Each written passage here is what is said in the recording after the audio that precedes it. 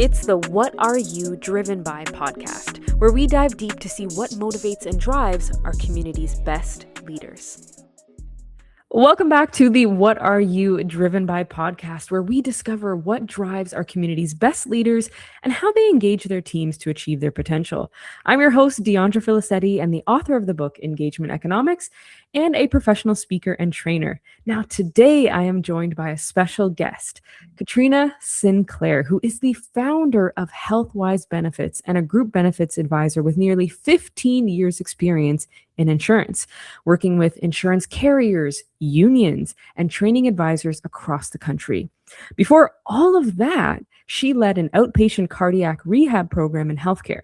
And now she helps employers build benefit plans that work for the people who use them. Welcome, Katrina. Hello. Thank you for having me.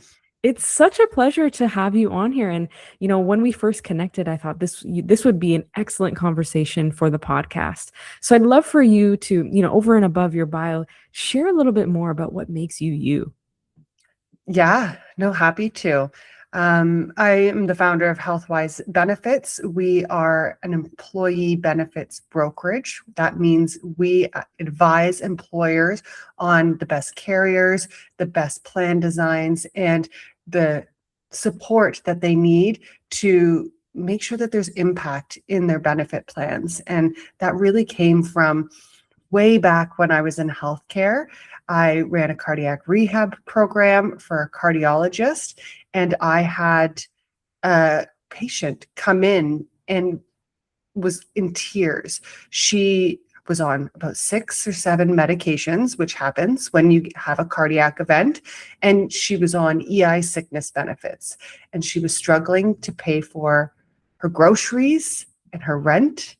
And she said, I have to go back to work. And at that point, I was like, we're going to get all the help we can to deploy it, community resources, government resources, and it all really fell short.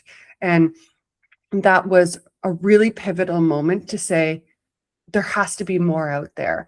And so my company, HealthWise, is now built to empower employers to support their people and catch them before they fall, because it was such a heartbreaking moment sitting there in my rehab gym, because it was exercise program, and not being able to deploy the resources for somebody who really needed it. And so now 15, 16 years later, it really is my North Star for aligning everything together and making sure employee benefit plans are there to support. Wow. So it was that really transformational moment where you could see the impact on her life and how disruptive and fragmented her life had become while trying to, maintain that income, but also like working through some really difficult and really serious health issues. So I love that that was your North Star, and that's what shifted you into becoming a solutions provider before the problem got that dire. I love that. No, it's so important for us to take care of our health. It is the foundation of how we live every day. And thinking about the what ifs and the just in case is sometimes further down on the list. And so now it's bringing that conversation a little bit more forward with employers and employees to make sure that just in case anything happens, there's something there to catch you when you fall. Exactly. And you're absolutely right. We don't think about our health until it becomes a problem, right? We rely on having our health and just being able to operate and go to work and do all the things that we need to do. And then we don't prioritize it until our body forces us to. And that's the unfortunate thing. And I think it's not until it actually happens to you that you make that shift. So I think, having people understand that everything else in your life sits atop of your health being optimal, that's the point where we can really take care of our employees and allow them to have sustainable work lives. So that said, when we talk a little bit about employee engagement, sometimes benefits are not thought of as an employee engagement strategy. They're usually just a checkbox on an offer letter, like, yep, I got some benefits here. So, how do you see them actually shaping how employees feel about how they work?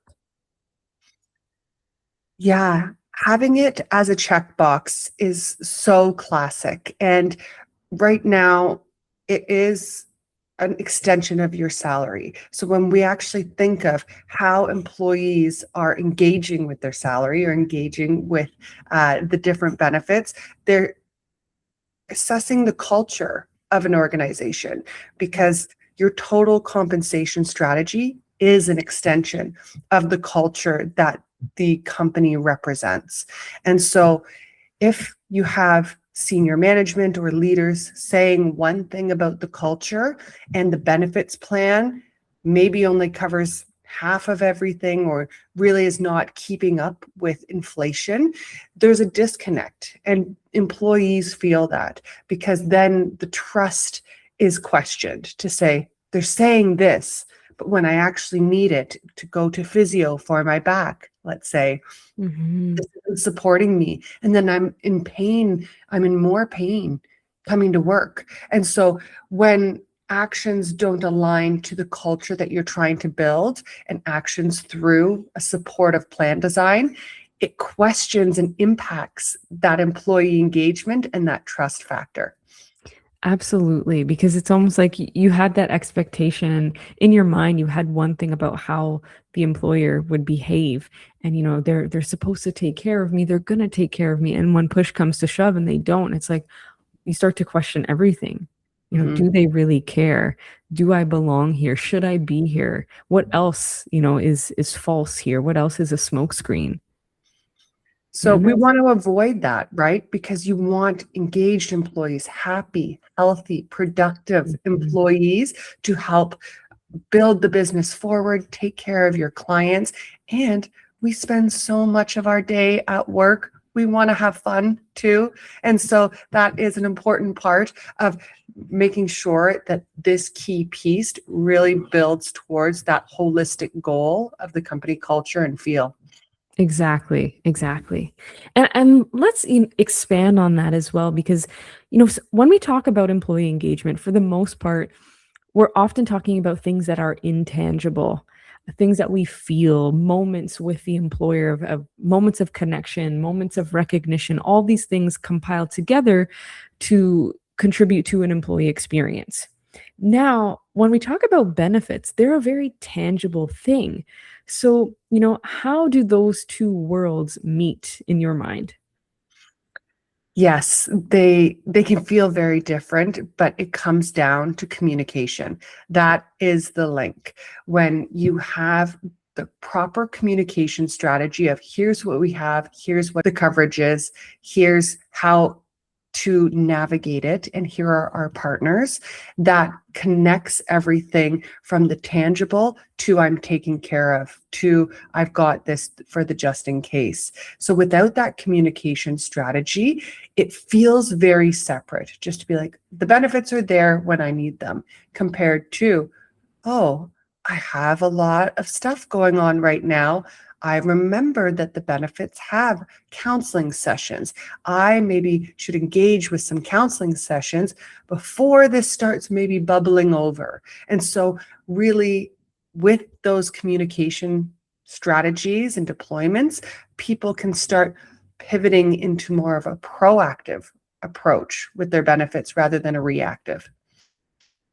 You know what? I think that's a really great point.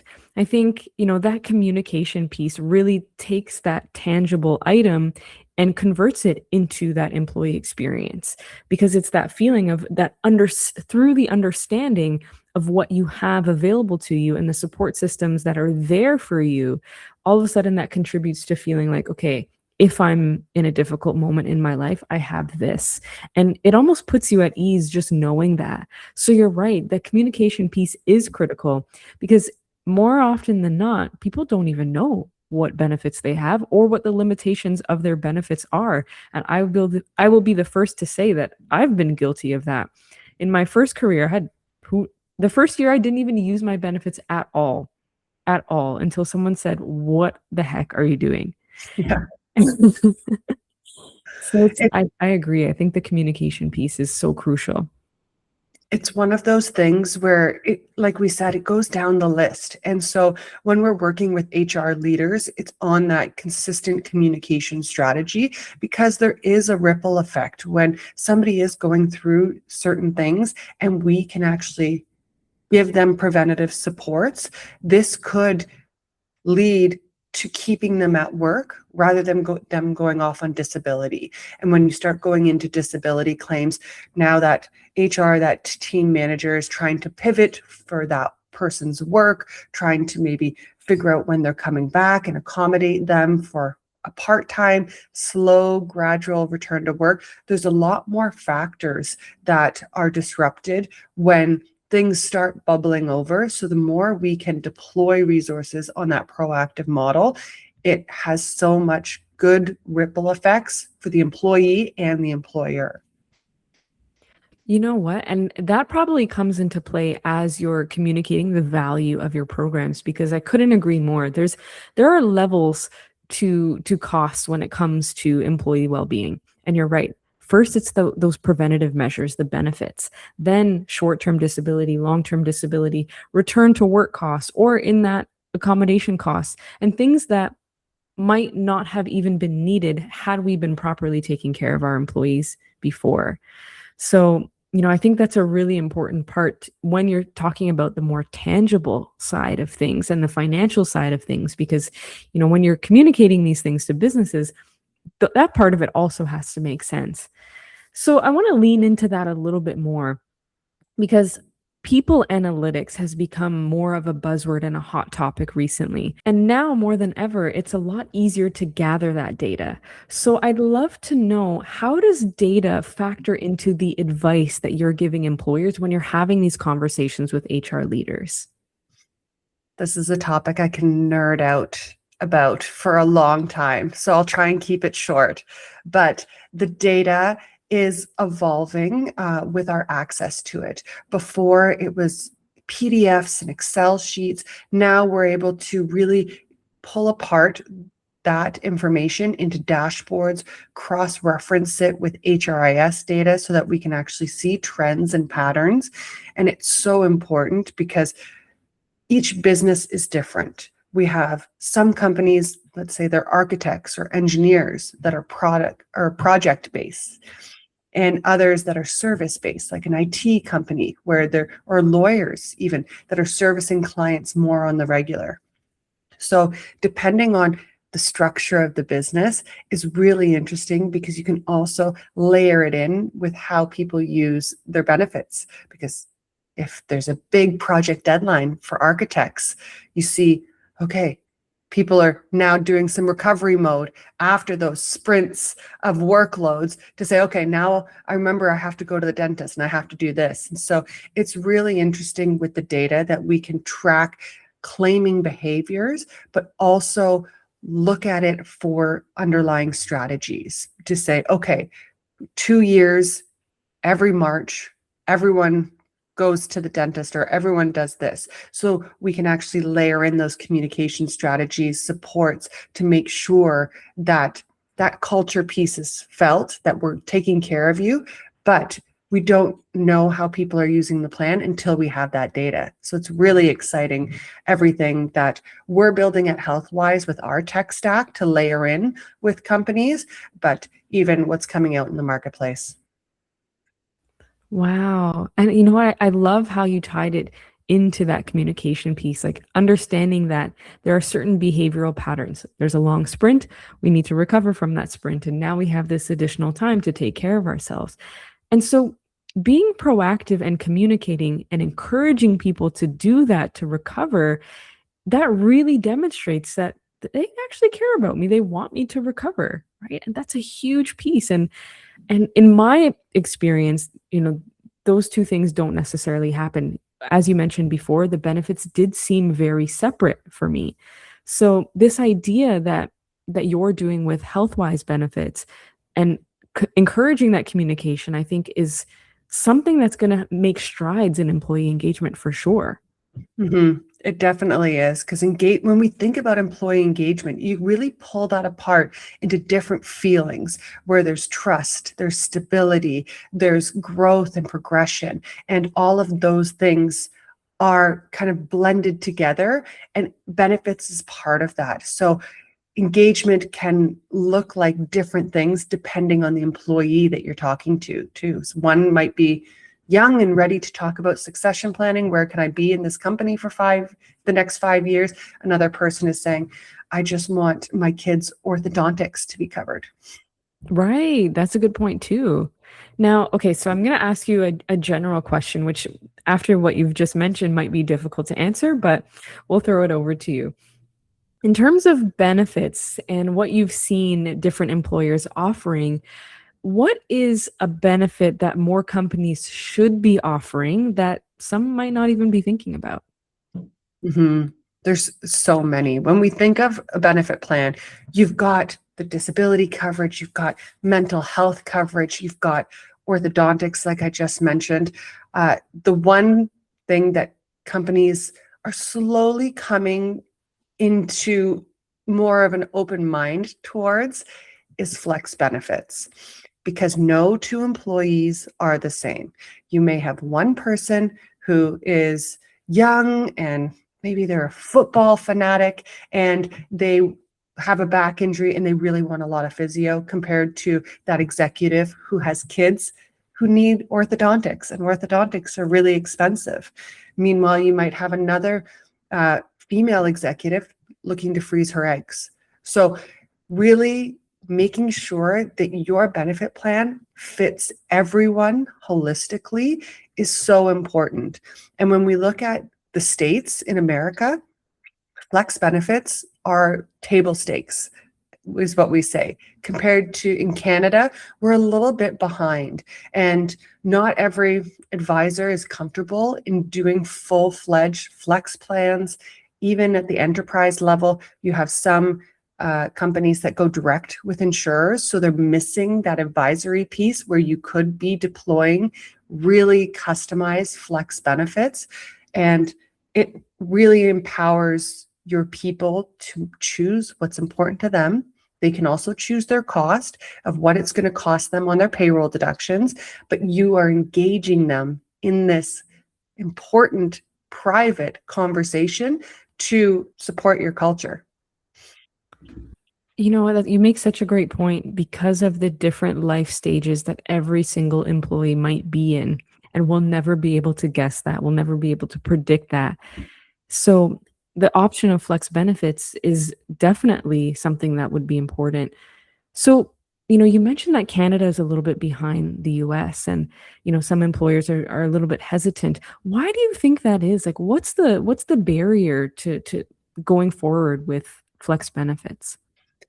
Before the past couple of years, it was all paper-based. Insurance industry is notoriously behind on a lot of things. It's very complex. Our demographic of insurers operate a certain way. In the States, they're a little bit more tech savvy, and the insurance carriers provide direct data feeds. So when you're looking at the interchangeability of data, it's a lot different and faster on the American side. Now, not insurance carriers aren't opening up their doors and giving us access to direct data, but we still have all the reports that we can transition into our tech stacks. And with the flex benefits, there's portals basically that we can build to say, employee logs in, they see their choices, they're clicking here, they're clicking there, they're seeing what their payroll deductions are. So the interface and the deployment of it has really come a long way in the past couple of years compared to before. And there's big enterprise companies that would deploy a piece of paper for their flex benefits. And imagine how confusing that is. You're like, what is this? There's 5 options. What way goes what? And so it's really changed. It's really exciting. Wow. Okay. Okay. So that's interesting to get that behind the scenes look at what the industry is like, because as the consumer, we're expecting to How easy is this going to be? How do I navigate this? I know that I need this outcome. How do I get there? And Mhm. sometimes that can be a lot more difficult in some organizations than others. No, it's really exciting to see where the tech is going, what we can build, and how we can deploy custom solutions for clients to really make it easy. Nobody wants to sit there for 2 hours and choose their benefits. They want to know, here are my priorities. How do I choose and make sure that it fits them? That's it. Exactly. Yeah, that's a great one. Now, okay, speaking of technology, we know that HR leaders are being asked to do a lot more with less nowadays, and I think that trend might continue. So, how do you help them make the case to leadership that investing in benefits is worth it and it's worth the conversation and it's worth the time investing in these customized options? Yeah, it comes down to the information and how we're using it. So when we look at claims data, it does tell a story. And if we have tracking year over year, month over month, we can see how your group is typically using the benefits.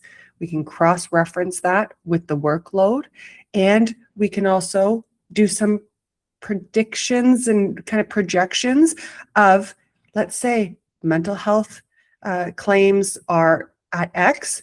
What if they went to Y, right? Because when we're talking about productivity for employees, we can now do scenario planning.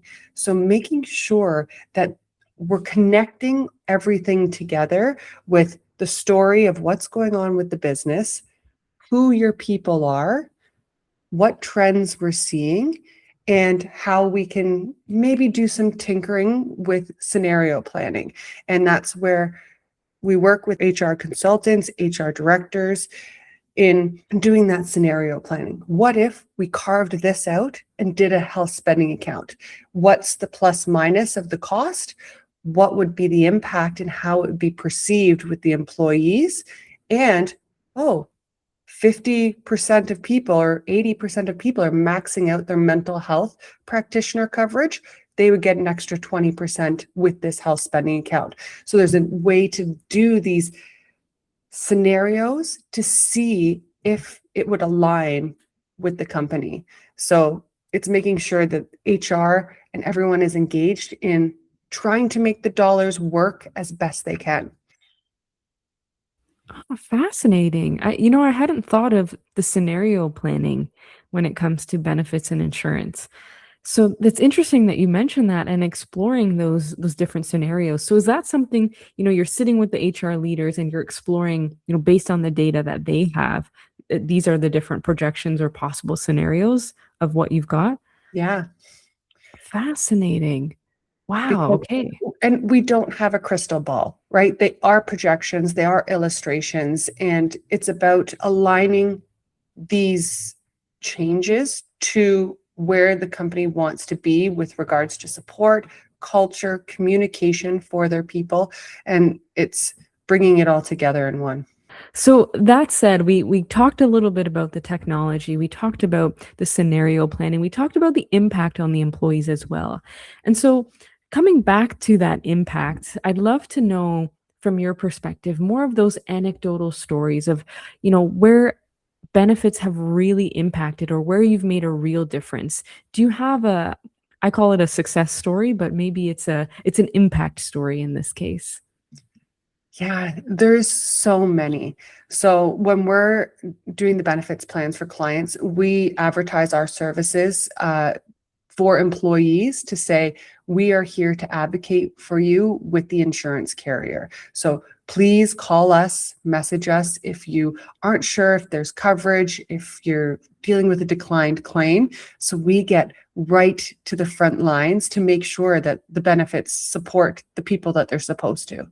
And I have so many countless stories of whether it's somebody really struggling and not getting a good night's sleep, and they finally got a CPAP and they can sleep again and they feel normal.